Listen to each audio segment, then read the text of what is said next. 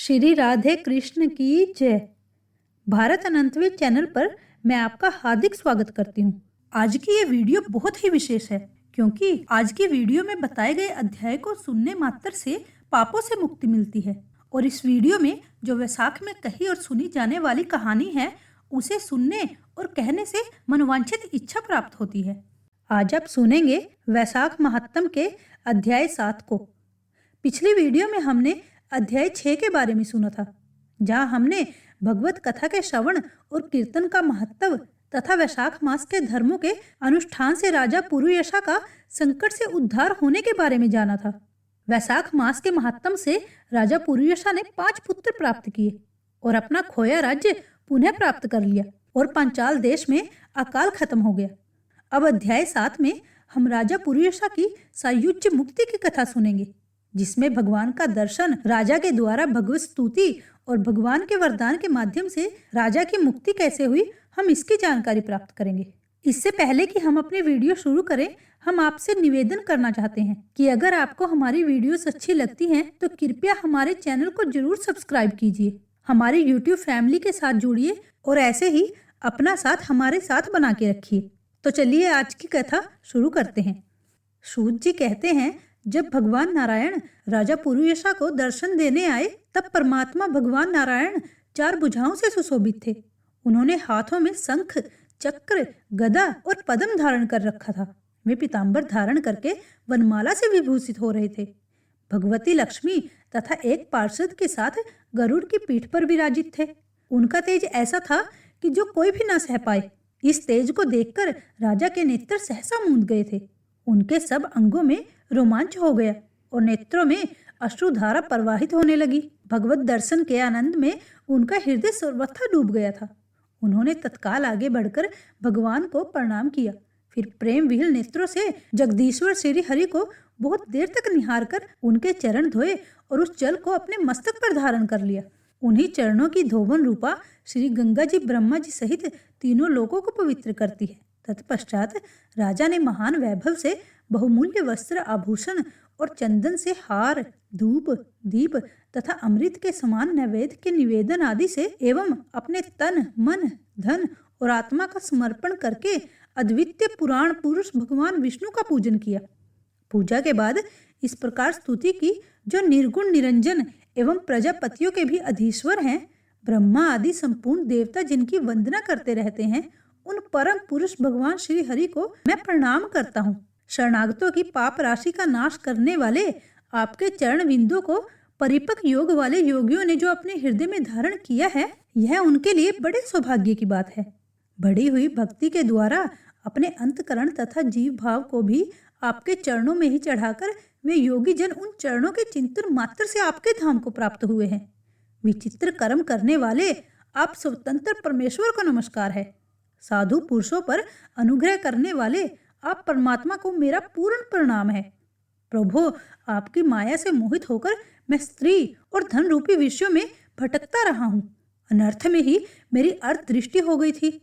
प्रभु, जब जीव पर आप अनंत शक्ति परमेश्वर की कृपा होती है तभी उसे महापुरुषों का संग प्राप्त होता है, जिससे यह संसार समुद्र गोपद के समान हो जाता है।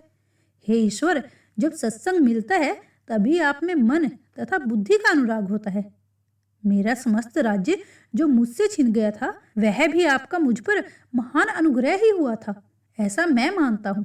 मैं ना तो राज्य चाहता हूँ, ना पुत्र आदि की इच्छा रखता हूँ और ना कोष की ही अभिलाषा करता हूँ, अपितु मुनियों के द्वारा ध्यान करने योग्य जो आपके आराधनीय चरण विंद हैं, उन्हीं का नित्य सेवन करना चाहता हूँ। देवेश्वर जगदीश्वर, मुझ पर आप प्रसन्न होइए, जिससे आपके चरण कमलों की स्मृति बराबर मेरे मन में बनी रहे तथा स्त्री, पुत्र, खजाना एवं आत्मिक कहे जाने वाले सब पदार्थों में जो मेरी आसक्ति है वह सदा के लिए दूर हो जाए। हे भगवान, मेरा मन सदा आपके चरण बिंदुओं का चिंतन करता रहे। मेरी वाणी आपकी दिव्य कथा के निरंतर वर्णन में तत्पर रहे। मेरे दोनों नेत्र आपके श्री विग्रह के दर्शन करें। कान कथा श्रवण में तथा रसना आपके भोग लगाए हुए प्रसाद के आस्वादन में परिवर्तित हो। प्रभु, मेरी नासिका आपके चरण कमलों की तथा आपके भक्त जनों के गंध विलेपन आदि से सुगंध लेने में, दोनों हाथ आपके मंदिर में झाड़ू देने आदि की सेवा में, दोनों पैर आपके तीर्थ और कथा स्थान की यात्रा करने में तथा मस्तक निरंतर आपको प्रणाम करने में संलग्न रहे। मेरी कामना आपकी उत्तम कथा में और बुद्धि अनिश्र आपका चिंतन करने में तत्पर हो। मेरे घर में पधारे हुए मुनियों द्वारा आपकी उत्तम कथा का वर्णन तथा आपकी महिमा का गान होता रहे और ऐसे ही मैं अपने दिन बिताऊं। विष्णु, एक क्षण तथा आधे पल के लिए भी ऐसा प्रसंग कभी उपस्थित न हो जो आपकी चर्चा से रहित हो। हे हरे, मैं परमेष्ठी ब्रह्मा का पद, भूतल का चक्रवर्ती राज्य और मोक्ष भी नहीं चाहता, केवल आपके चरणों की निरंतर सेवा ही चाहता हूँ, जिसके लिए लक्ष्मी जी तथा ब्रह्मा, शंकर आदि सब देवता सदा प्रार्थना करते रहते हैं। राजा के इस प्रकार स्तुति करने पर कमल नयन भगवान विष्णु ने प्रसन्न हो मेघ के समान गंभीर वाणी में इस प्रकार कहा, हे राजन, मैं जानता हूँ तुम मेरे श्रेष्ठ भक्त हो, कामना रहित और निष्पाप हो। नरेश्वर, मुझ में तुम्हारी दृढ़ भक्ति है और अंत में तुम मेरा सायुज्य प्राप्त करोगे। तुम्हारे द्वारा किए हुए इस स्तोत्र से इस पृथ्वी पर जो लोग स्तुति करेंगे उनके ऊपर संतुष्ट हो मैं उन्हें भोग और मोक्ष प्रदान करूंगा।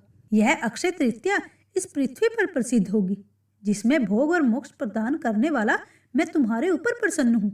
जो मनुष्य इस तिथि को किसी भी बहाने से अथवा स्वभाव से ही स्नान दान आदि क्रिया करते हैं वे मेरे अविनाशी पद को प्राप्त करते हैं। जो मनुष्य पितरों के उद्देश्य से अक्षय तृतीया को श्राद्ध करते हैं उनका किया हुआ वह श्राद्ध अक्षय हो जाता है। इस तिथि में थोड़ा सा भी जो पुण्य किया जाता है उसका फल अक्षय होता है। नरप श्रेष्ठ, जो कुटुंबी ब्राह्मण को गाय दान करता है उसके हाथ में सब संपत्तियों की वर्षा करने वाली भुक्ति और मुक्ति भी आ जाती है। जो वैशाख मास में मेरा प्रिय करने वाला धर्मों का अनुष्ठान करता है उसके जन्म, मृत्यु, जरा, भय और पाप को मैं हर लेता हूँ। हे अनघ, यह वैशाख मास मेरे चरण चिंतन की ही भांति ऐसे सहस्त्रों पापों को हर लेता है जिनके लिए शास्त्रों में कोई प्रायोचित नहीं दिया गया है। राजा को यह वरदान देकर देवादिदेव भगवान जनार्दन सबके देखते देखते ही वहां से अंतर्ध्यान हो गए। तदंतर राजा पूरी ऐसा सदा भगवान में ही मन लगाए हुए उन्हीं की सेवा में तत्पर रहकर इस पृथ्वी का पालन करने लगे। देव दुर्लभ समस्त मनोरथों का उपभोग करके अंत में उन्होंने चक्रधारी भगवान विष्णु का सायुज्य प्राप्त कर लिया। जो इस उत्तम उपाख्यान को सुनता और सुनाता है वो सब पापों से मुक्त हो भगवान विष्णु के परम पद को प्राप्त करता है। वैशाख महात्म्य 7वां अध्याय समाप्त। जय जय श्री हरि। अब सुनिए आज की कथा। ये कथा पवित्र पावन वैशाख के महीने की ऐसी कहानी है जो बहुत ही पुण्य देने वाली है। वैशाख मास में इसको सुनने मात्र से भगवान श्री विष्णु आसानी से प्रसन्न हो जाते हैं और भक्तों के मन की इच्छा पूरी कर देते हैं। बहुत समय पहले की बात है, किसी गांव में एक बूढ़ी माई अपने एक लौते पोते के साथ रहती थी। उन बूढ़ी माई के बेटे बहू बहुत समय पहले ही भगवान को प्यारे हो गए थे। बूढ़ी माई लोगों के घर काम करती ताकि अपने पोते और अपने लिए खाने पीने का कुछ जुटा सके। वह माई भगवान की बहुत बड़ी भक्त थी। भगवान विष्णु के अनन्य भक्त होने से हर साल वैशाख मास में स्नान व्रत का नियम लेती। तुलसी पूजा, पीपल सींचना, सूर्य देव को जल अर्पण करना, दीप दान करना, परिक्रमा, वह सब कुछ करती। ये सब उसका नित्य का नियम था। पूरे वैशाख मास में वह भगवान विष्णु के निमित्त किसी न किसी चीज का दान रोज किया करती थी। यम के लिए घड़ा दान जरूर करती थी। जब से बेटा बहू गए थे तो वह अपनी हर प्रार्थना में अपने पोते के लिए ही सब कुछ मांगती थी। भगवान विष्णु की कृपा से जिंदगी बढ़िया चल रही थी, किसी चीज की कोई कमी नहीं थी। एक समय बुढ़िया ने सोचा, अब मेरा पोता बड़ा हो गया है, काम भी करने लगा है, अब उसकी शादी कर देनी चाहिए। उसने अपने मन की बात अपने पोते से कह दी तो वो बोला, अम्मा तू अब सब काम छोड़ दे और घर में आराम किया कर, तभी मैं शादी करूंगा। बुढ़िया मान गई और बुढ़िया ने अपने पोते की शादी कर दी। बहू बड़ी अच्छी थी। शुरू में तो सब ठीक रहा, फिर धीरे धीरे बहू को बुढ़िया से परेशानी होने लगी। वो बूढ़ी अम्मा के हर काम में टांग अड़ाती, रोका टोकी करती, उसे अच्छे से पूजा पाठ भी नहीं करने देती। दान करने के लिए तो बिल्कुल ही साफ मना कर देती थी। सब चीजों का हिसाब किताब खुद रखने लगी। बुढ़िया अम्मा के पास 1 रुपया भी नहीं छोड़ती थी कि वो कुछ भी कर सके। जब वैशाख का महीना आने वाला था, बूढ़ी अम्मा को चिंता सताने लगी कि अब वह क्या करे। उसका तो रोज दान का नियम है। बुढ़िया माई चिंता में सूखने लगी, किसी को कुछ कह भी नहीं सकती थी, परंतु भगवान से कहती, अब मुझे अपनी शरण में ले लो। एक समय बुढ़िया माई के घर एक साधु बाबा आए और खाना मांगा। बुढ़िया माई उसी समय खाना खाने बैठी थी। वो उठी और अपना खाना उस साधु बाबा को दे दिया। ये उसकी बहू ने देख लिया और गुस्सा करने लगी और बुढ़िया माई को घर से बाहर निकाल दिया। अब बेचारी बुढ़िया माई करती तो क्या करती, वो वहां से चली गई। चलते चलते अब जाए तो जाए कहाँ, उसके पास कोई और ठिकाना तो नहीं था। सो चलते चलते गांव की सीमा पर पहुंची तो उसने देखा वहां पर एक बहुत पुराना जंजीर सा मंदिर है। माई अंदर गई तो देखा वो भगवान शिव का मंदिर है। बिल्कुल सुनसान है, वहां कोई नहीं था। साफ सफाई के अभाव में मंदिर की हालत बहुत खराब हो गई थी। बुढ़िया माई ने वहां अच्छे से साफ सफाई की, फिर भोलेनाथ की पूजा की और रात में वहीं पे सो गई। अगले दिन सुबह जंगल से फल ले आई, वही भगवान को भोग लगाया और खुद भी वही खा लिया। अब बुढ़िया माई वहीं रहने लगी थी और भक्ति भाव से भगवान शिव और विष्णु का ध्यान करती, पूजा पाठ करती। धीरे धीरे लोग वहां आने लगे।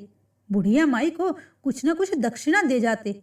बुढ़िया माई खुशी से उन पैसों और चीजों से भगवान की सेवा करती, साधु संतों की सेवा करती।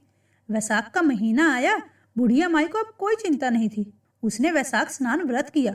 जो भी दान दक्षिणा के पैसा मिलता था उसे वह भूखों को खाना खिलाती, साधु संतों की सेवा करती। भगवान विष्णु अपने भक्तों की सेवा पूजा से बहुत प्रसन्न थे। भगवान विष्णु ने माई को आशीर्वाद दिया, जिससे माई के हाथ में सत आ गया।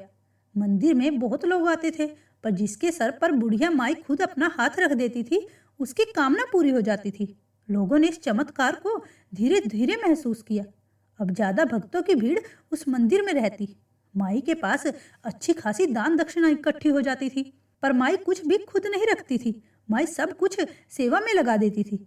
उधर माई के घर से जाने के बाद उनके पोते का काम चौपट हो गया। घर में खाने के भी लाले पड़ गए। बहू का गर्भपात हो गया, जिससे वह हमेशा दुखी रहती थी। लोग कहने लगे कि बुढ़िया माई के प्रताप से ही घर में बरकत थी। उनके घर से चले जाने के बाद घर की बरकत, माँ लक्ष्मी की कृपा सब चली गई। पोते और बहू ने बुढ़िया माई को ढूंढने का बहुत प्रयास किया, पर उन्हें वह कहीं नहीं मिली। एक दिन बहू की माँ ने अपनी बेटी को मंदिर वाले चमत्कार के बारे में बताया और कहा कि दामाद जी को लेकर उस मंदिर में जा। अगर उस अम्मा ने सर पर हाथ रख दिया तो व्यवसाय भी चलेगा और कोख भी भर ही जाएगी। बहू पति को लेकर उस मंदिर में गई। वहां जाकर देखा तो सामने अम्मा बैठी थी। पोता अपनी दादी को देखकर खूब रोया। बहू ने भी उससे माफी मांगी। बुढ़िया माई ने कहा कि मुझे कोई गिला शिकवा नहीं है। जो तुम मुझे घर से ना निकालती तो फिर मैं इतनी सेवा पूजा कैसे कर पाती। यह भगवान की ही तो कृपा थी कि उन्होंने मुझे अपनी सेवा में ले लिया। पोते ने वापस घर चलने के लिए कहा, पर बुढ़िया माई ने साफ मना कर दिया। प्यार से अम्मा ने बहू पोते के सर पर हाथ रखा। अम्मा और जो बहुत सारे लोग मंदिर में खड़े थे, उनके समझाने पर बहू पोता वापस घर चले गए। बुढ़िया अम्मा भगवान की कृपा को महसूस कर रही थी। भगवान की कृपा से वह जो हमेशा चाहती आज वो सब पा कर रही थी। कुछ समय के बाद बहू पोता वापस मंदिर में आए और बताया कि बहू गर्भवती हो गई है और साथ ही व्यापार में उन्नति हो गई है। बुढ़िया माई अपने ठाकुर जी को लाखों धन्यवाद दे रही थी। अब सब कुछ बुढ़िया चला रही थी। हे भगवान विष्णु, हे वैशाख के ठाकुर जी, हे मधुसूदन भगवान, इस कहानी को कहते सुनते सब पर कृपा बनाए रखना। बुढ़िया माई की तरह सबकी मनोकामना पूर्ण करना। हमें भी भगवान अपनी सेवा, पूजा, भक्ति देना। वैशाख मास स्नान व्रत ऐसा ही है जिससे इस लोक में सुख और परलोक में मुक्ति मिलती है। वैशाख व्रत का पुण्य इस जन्म में ही हमें मिल जाता है। धन्यवाद।